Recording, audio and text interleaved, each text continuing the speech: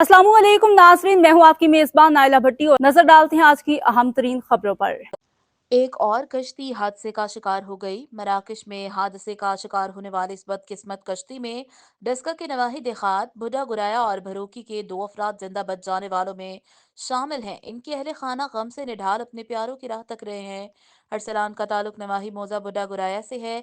अरसलान 3 भाई और इसकी 5 बहनें हैं। अरसलान की गमजदा माँ गम से निढाल बेटे की राह तक रही है, जबकि अरसलान का बहनोई इरफान जो नवाही मौजा भरोकी का रिहायशी है, इसका 4 साल बेटा और गमजदा बीवी इसकी आमद के मंतजर है। इनके अहले खाना ने बताया कि अरसलान और इरफान को बदतरीन तशद्दुद का निशाना बनाया गया। अरसलान इस वक्त शदीद जख्मी है। उन्होंने बताया कि हमने बुढ़ा गुराया के रिहायशी एजेंट असगर को इरफान और अरसलान को हवाई जहाज के जरिए स्पेन पहुंचाने के 80 लाख रुपए दिए थे। उन्होंने वजीर आजम मियाँ शहबाज शरीफ, वजीर दाखिला मोहसिन नकवी और वजीर आला पंजाब मरियम नवाज से इंसानी स्मगलरों को निशान इबरत बनाने का मुतालबा किया है।